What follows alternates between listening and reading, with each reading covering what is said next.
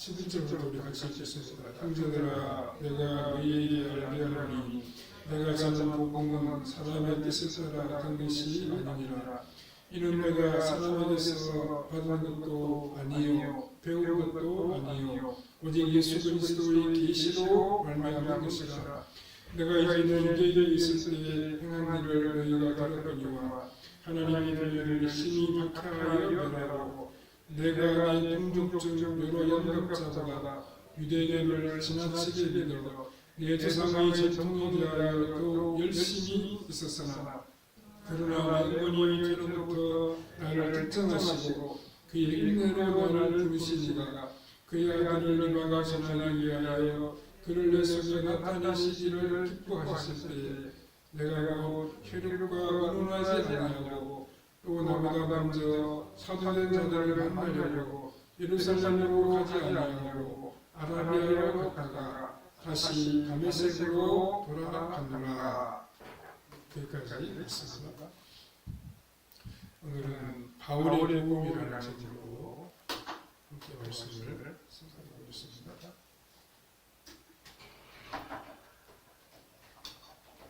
갈라디아 교회는 처음에 바울이 전한 복음을 잘 받아들였습니다.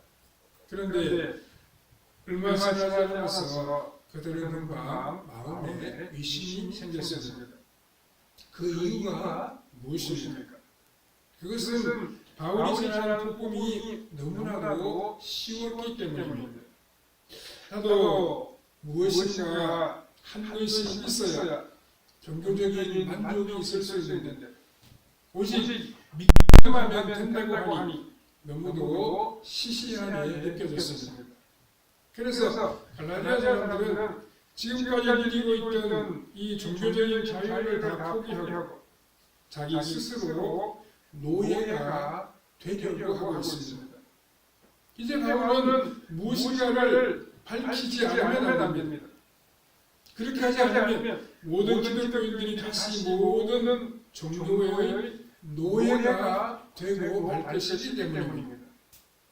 우리는 때때로 우리가 믿는 진리가 옳은 이유를 질문받을 때가 있습니다. 그때 우리는 어떻게 해야 합니까? 우리의 신앙은 수학 공식이 아니기 때문에 증명할 수가 없습니다. 물건이 아니기 때문에 꺼내어서 보여줄 수가 없습니다. 그러나 우리는 염려하거나 두려워할 필요가 없습니다. 구원에 대한 질문은 우리 안에 계신 성령님께서 답변을 하십니다. 우리는 우리에게 일어난 일들을 거짓 없이 그대로 증거하기만 하면 성령님께서 사람을 움직이십니다. 그가 반드시 그 사람을 믿게 하려고 하면 어려울 때가 많습니다. 그것은 우리가 할 일이 아닙니다. 우리는 우리가 믿는 바를 그대로 그리고 우리에게 일어난 일 그대로 증거하기만 하면 됩니다. 그 사람이 믿거나 혹은 믿지 않는 것은 우리가 책임질 일이 아닙니다. 우리는 오늘의 이 본문을 함께 생각해보면서 주님께서 가르쳐 주시는 교훈을 깨달을 수 있어야 하겠습니다. 첫 번째, 바울 복음의 기원이 있습니다. 우리는 우리의 신앙의 기초를 어디에 두고 있습니까? 바로 사도의 가르침 위에 두고 있습니다. 그런데 지금 공격당하고 있는 것이 바로 이 사도의 가르침입니다. 사탄은 아예 사도 바울이라는 사람 자체를 인정하지 않고 있습니다. 도대체 이 사람은 어디서 왔으며 그의 가르침은 어디서 나왔느냐 하는 것입니다. 바울은 유대교에서 가르침을 받았고 그 이외에는 어느 누구에게도 가르침을 받은 적이 없습니다. 그렇다면 그의 가르침은 유대교에서 배운 것을 자기 마음대로 정리해서 가르치는 근거 없는 것이라는 말입니다. 이러한 비난에 대하여 사도 바울은 무엇이라고 대답을 하고 있습니까? 11절 12절 형제들아 내가 너희에게 알게 하노니 내가 전한 복음은 사람의 뜻을 따라 된 것이 아니니라. 이는 내가 사람에게서 받은 것도 아니요 배운 것도 아니요 오직 예수 그리스도의 계시로 말미암은 것이라. 이렇게 말씀하고 있습니다. 사도 바울은 먼저 자신을 공격하고 불신하는 자들에 대하여 형제들이라고 부르고 있습니다. 이것은 그들이 진정으로 다른 의도가 있어서 이런 문제에 빠진 것이 아니라 진리를 알고자 하는 열심 때문에 이런 문제를 제기했다는 것을 믿는다는 뜻입니다. 약간의 오해가 있기는 하지만 그들에 대하여 전혀 섭섭하거나 좋지 않은 감정은 전혀 없다는 뜻입니다. 바울은 자신의 복음이 사람으로부터 배운 것이 아니며 특히 어떠한 의도를 가지고 사람의 생각으로 만들어낸 것이 아니라 오직 예수 그리스도의 계시로 알게 된 것임을 분명하게 밝히고 있습니다. 사도 바울에게 있어서 특별한 점이 바로 이 부분입니다. 아직 때는 대부분의 복음서들이 기록되기 전이었습니다. 이때는 복음이 기록되기보다는 이야기 형태로 말로서 전달되고 있을 때였습니다. 사도들이 증거한 것이 그 무엇이었습니까? 우리 예수님은 하나님의 아들이시며 예수님을 믿으면 모든 죄를 다 용서받으며 구원을 얻는다는 것이었습니다. 여기서 예수님은 이방인을 위하여 바울에게 좀 더 구체적으로 진리를 가르쳐 주셨습니다. 그것이 바로 바울의 구원론입니다. 예수님을 믿으면 구원을 얻는다는 것이 무엇이냐? 그것은 종교적인 행위가 아니라 오직 중심으로 예수 그리스도의 대속의 죽음을 믿으며 이제는 그의 뜻에 순종하여 사는 것이 믿음이라는 것입니다. 지금까지 종교는 어떠했습니까? 오직 행위였습니다.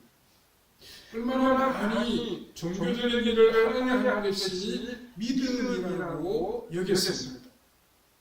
그러나 바울의 복음은 그런 것으로는 하나님을 기쁘시게 하지 못하며 하나님께서 그리스도를 통하여 하신 일을 믿고 이제부터는 하나님의 뜻대로 살아가는 것이 믿음이라는 것입니다. 이것은 지금까지 수많은 사람들이 쌓아올린 종교적인 탑들을 다 무너뜨리는 것이었습니다. 지금까지 사람들이 붙들어온 것은 종교적인 업적들이었습니다. 우리가 하나님을 위하여 무엇을 얼마나 했는가 하는 것입니다. 그러나 바울은 그런 것은 이제 아무런 의미가 없고 필요한 것은 하나님께서 예수 그리스도를 통하여 하신 일을 진심으로 믿고 새로운 삶을 사는 것이라고 했습니다. 다시 말해서 종교적인 것을 윤리적이며 생활적인 것으로 물꼬를 바꾸어 놓은 것이 바울의 복음입니다. 바울의 복음은 우리가 살아가는 방식과 생각을 근본적으로 바꾸어 하나님 앞에서 의롭다고 인정받아야 합니다. 하나님께서 우리에게 원하시는 것은 일시적인 종교적인 행위가 아니라 변화된 삶의 모습입니다. 우리가 이러한 새로워진 삶으로 우리의 믿음을 나타내어야 합니다. 두 번째로 그리스도께서 나타나셨습니다. 바울의 복음의 핵심은 우리가 세 가지로 한번 말할 수가 있습니다. 첫 번째는 예수님이 누구이시냐 하는 것입니다. 두 번째는 예수님의 죽으심이 가지는 의미가 무엇인가 하는 점입니다. 세 번째는 어떻게 우리가 그 예수님의 구원을 얻을 수 있느냐 하는 것입니다. 여기에서 가장 중요한 것은 예수 그리스도가 과연 누구이신가 하는 것입니다. 바울은 개종하기 전에 이미 예수님에 대하여 들었습니다. 그러나 그가 예수님에 대해 들었을 때 느낀 것은 엄청난 분노였습니다. 왜냐하면 사람들은 십자가에 달려 죽은 자를 믿는다고 고백하였기 때문입니다. 율법에 따르면 나무에 달려 죽은 사람은 저주를 받은 자입니다. 도대체 어떻게 저주받아 죽은 자가 우리를 구원할 수 있습니까? 그래서 사도 바울은 기독교인들을 엄청나게 피파했습니다.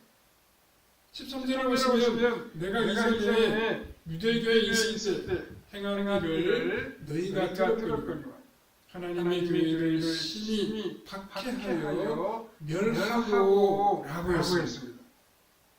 우리 기독교를 이토록 심하게 박해한 이유가 무엇이었습니까? 바로 그의 유대교에 대한 열심 때문이었습니다. 바울은 하나님에 대하여 특별한 열심이 있었습니다. 열심이 없었다면 누가 무엇을 믿든 상관할 바가 없습니다. 그러나 하나님을 향한 그의 이 특별한 열심 때문에 그가 잘못 믿는다고 생각한 자들 때에 분노가 치밀어 올랐습니다. 바울은 이들을 박해하면서 하나님이 얼마나 기뻐하실까 하는 생각으로 스스로 만족했습니다. 그러나 바울이 다메섹으로 가다가 본 것이 무엇이었습니까? 자신이 그토록 열심히 하나님을 기쁘시게 한다고 생각한 행위들이 하나님을 핍박하는 행위였다는 사실을 알게 된 것입니다. 죽었다고 생각한 예수님은 하나님의 영광으로 자신 앞에 나타났고 자신은 하나님 앞에 인정받을 수 없는 의의를 가지고 있었습니다. 하나님의 영광을 가지신 분의 원수로 나타나게 되었습니다. 바울이 예수님을 하나님의 아들로 알게 된 것은 이 급작스러운 예수님의 나타나심 때문이었습니다.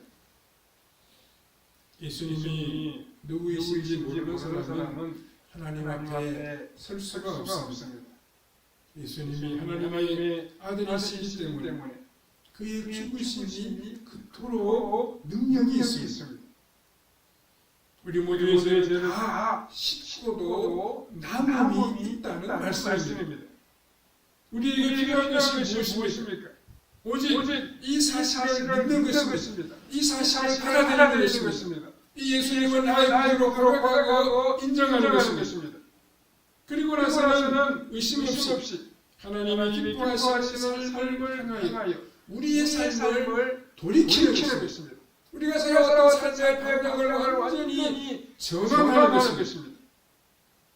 이 세상 사람들은 두려워하지 아니하고 하나님이 기뻐하시는 순종의 삶을 향하여 온전히 나아가는 것입니다. 한번 걸음을 옮겨보십시오. 그러면 우리의 삶이 능력있게 변하게 될 것입니다. 14절에 내가 내 동족 중 여러 연감자보다 유대교를 지나치게 믿어 내 조상의 전통에 대하여 더욱 열심히 있었으나 라고 했습니다. 바울은 비슷한 나이의 다른 사람들보다 더 열심히 유대교를 믿었습니다. 그러나 그의 신앙에는 분노밖에 없었습니다. 이러한 바울을 변화시킨 것은 하나님이 나를 토록 사랑하셔서 그 독생자를 주셨다는 믿음이었습니다. 예수님의 중심이 나를 향한 하나님의 극진하신 사랑이라고 하는 사실을 알았을 때 단순한 교만이 아니라 하나님을 향하여 나아갈 수 있는 힘을 얻었습니다. 십자가의 사랑을 믿고 그 자리에 가만히 있는 것은 믿음이 아닙니다. 하나님의 사랑을 의심하는 것입니다.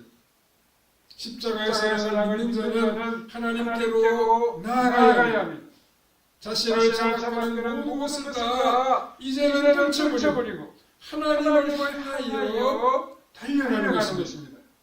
이렇게 할 때 하나님께서 우리를 받아주십니다. 사도 바울이 이야기하는 것이 무엇입니까? 자신은 유대교 안에서 전혀 하나님을 만나지 못했다는 것입니다. 오히려 한 것이라고는 하나님을 대적할 것밖에 없었습니다. 오직 그를 하나님 앞에서 담대하게 한 것은 예수 그리스도께서 하나님의 아들이십니다. 그의 죽으심으로 우리 모든 죄가 다 용서되었다는 믿음이었습니다. 그리고 그는 그 자리에서 가만히 머물러 있지를 아니했습니다. 그는 자신이 가지고 있는 생각을 다 버리고 하나님을 기쁘시게 하는 삶을 향하여 달려 나아갔습니다. 이제 예수 그리스도가 복음을 위하여 살렸다고 결단하고 그 길로 달려가는 것입니다. 세 번째로 하나님의 택하심과 부르심이 있습니다. 바울은 자신에게 일어난 모든 일들이 우연이 아니라 하나님의 오랜 계획이었다는 사실을 깨닫고 이것을 담대하게 증거하고 있습니다. 15절을 보시면 그러나 내 어머니의 태로부터 나를 택정하시고 그의 은혜로 나를 부르시니가 이렇게 기록하고 있습니다. 바울은 자신이 이렇게 그리스도인이 된 것이 하나님의 택하심과 부르심 때문이라고 말씀하고 있습니다. 여기서 택정하시고 부르셨다고 하는 것은 사도가 되도록 택하셨다는 뜻으로 생각할 수는 없지만 더 중요한 것은 하나님의 백성으로 택하시고 부르신 것으로 보아야 합니다. 물론 바울이 처음부터 이 사실을 알게 된 것은 아닙니다. 그는 하나님의 택하심과 부르심을 몰랐습니다. 그러나 믿고 난 후에 보니까 그에게 있어서 이 믿음이라고 하는 것은 피할 수 없는 하나님의 뜻이라고 하는 사실을 알게 되었습니다. 그의 구원에 대한 하나님의 뜻은 어머니의 태에 있을 때부터였습니다. 하나님의 영원하신 지혜 가운데 바울이 구원받을 것을 미리 작정해 놓으셨습니다. 그는 그 작정 가운데에서 하나님을 배반하고 오랫동안 하나님의 뜻을 거역하며 살았습니다. 그러나 하나님께서 강하게 그를 부르실 때 그는 그 하나님의 부르심을 거부할 수가 없었습니다. 구원받는 것은 우리가 단순히 예수님을 믿기로 작정을 했기 때문이 아닙니다. 많은 갈라디아 교인들은 믿음을 너무나도 쉽게만 생각했습니다. 우리가 믿기로 결정하다니 이것은 너무나도 쉬운 일이 아닌가 하고 생각했습니다. 거기에 대하여 바울은 결코 그렇지 않다고 말씀하고 있습니다. 우리가 복음을 듣게 된 것은 우연한 일이 아니라 하나님께서 우리를 부르시기로 작정하셨기 때문이며, 특히 우리가 예수님을 믿게 되는 것은 하나님께서 우리를 거역할 수 없게 부르셨기 때문에 믿게 된 것이라고 말씀하고 있습니다. 하나님께서 부르시지 않았는데 믿을 수 있는 사람은 그 아무도 없습니다. 사실 그렇기 때문에 믿음은 하나님이 주시는 선물입니다. 하나님께서 강권적으로 설득하시지 않으면 믿음을 가질 사람이 아무도 없습니다. 우리도 사도 바울처럼 자신의 변화에 대하여 분명하게 말할 수 있어야 합니다. 그리스도를 모를 때 자신과 예수 그리스도 안에서의 자신의 모습을 분명하게 구별할 수 있어야 합니다. 그리스도인이 되지 않은 자가 사도가 될 수 없습니다. 그래서 바울을 결정하시고 부르신 것은 먼저 하나님의 백성으로 하나님의 자녀로 부르신 것입니다. 그러나 사도 바울에게는 특별한 또 다른 부르심이 있었습니다. 그것은 이방인 사도로 구원의 복음을 온 세상에 밝히기 위한 그러한 부르심이었습니다. 16절에 그의 아들을 이방에 전하기 위하여 그를 내 속에 나타내시기를 기뻐하셨을 때 내가 곧 혈육과 의논하지 아니하고라고 말씀하고 있습니다. 하나님께서 사도 바울을 특별히 부르셨습니다. 이것은 그의 개종과 그의 동시에 일어난 일이기도 했습니다. 하나님께서 바울을 부르신 것은 이방인에게 복음을 전하기 위해서였습니다. 바울은 그를 내 속에 나타내시기를 기뻐하셨을 때라고 말씀했습니다. 하나님께서 그리스도를 바울에게 나타내시기를 기뻐하셨습니다. 우선 주님은 바울에게 부활하신 모습으로 나타나셨습니다. 바울이 그리스도인들을 표방하기 위해 다메섹으로 가다가 본 것은 예수 그리스도의 환상이 아니었습니다. 그는 부활하신 주님을 직접 자신의 눈으로 보았고 그분의 음성을 직접 들었습니다. 이것은 그의 특별한 사명과 관련이 있습니다. 주님은 바울에게 나타나심으로 바울을 이방인을 위한 사도로 삼고 있었습니다. 이것이 바울의 사도적 명이며 여기에서부터 바울의 복음이 시작된다고 이야기할 수 있습니다.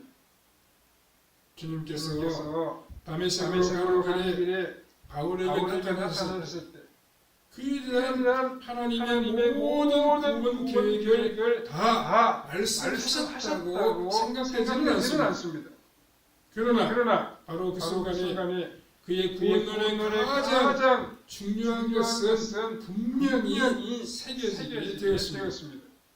예수님은 하나님의 아들이시며 그의 죽으심은 우리의 죄를 대신하는 죽음이며 그를 믿고 새로운 삶을 사는 것이 바로 복음이라는 것입니다.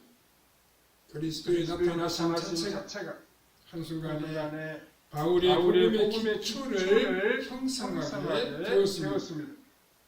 그리스도의 죽으심은 우리를 향한 하나님의 놀라운 사랑이며 하나님의 사랑이 예수 그리스도의 죽으심에 다 나타나 있습니다.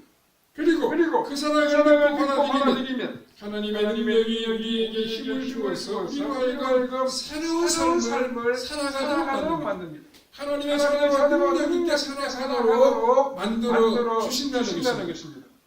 복음은 하나님이 기뻐하시는 삶을 향하여 달려나가는 것입니다. 우리도 이 복음을 받아들이고 복음과 더불어 살아감으로 참으로 능력 있고 신실한 하나님의 사람들로 나타나야 할 것입니다. 하나님의 놀라운 일들을 보여주며 구원의 복음을 다른 사람들에게 전하며 살아가는 복음의 합당한 삶을 우리 모두가 다 펼쳐 가야 할 것입니다. 우리를 부르시고 택하신 하나님의 사랑에 믿음으로 반응하면서 주의 나라와 복음을 위해 살아가는 성도님들의 삶이 다 되시기를 바랍니다. 전능하시고 자비로우신 하나님 감사합니다. 우리도 이 복음을 믿고 받아들임으로 참으로 능력 있는 삶을 살아가게 하시고 우리가 만나는 사람들에게 이 복음의 놀라운 소식을 전함으로 많은 사람들이 주님 앞에 돌아오도록 사역하는 우리의 발걸음이 되게 하여 주시옵소서. 우리 모두가 복음에 합당한 사람으로 나타날 수 있도록 성령 하나님 은총 베풀어 주시기를 원하옵고 예수님의 거룩하신 이름으로 기도하옵나이다. 아멘.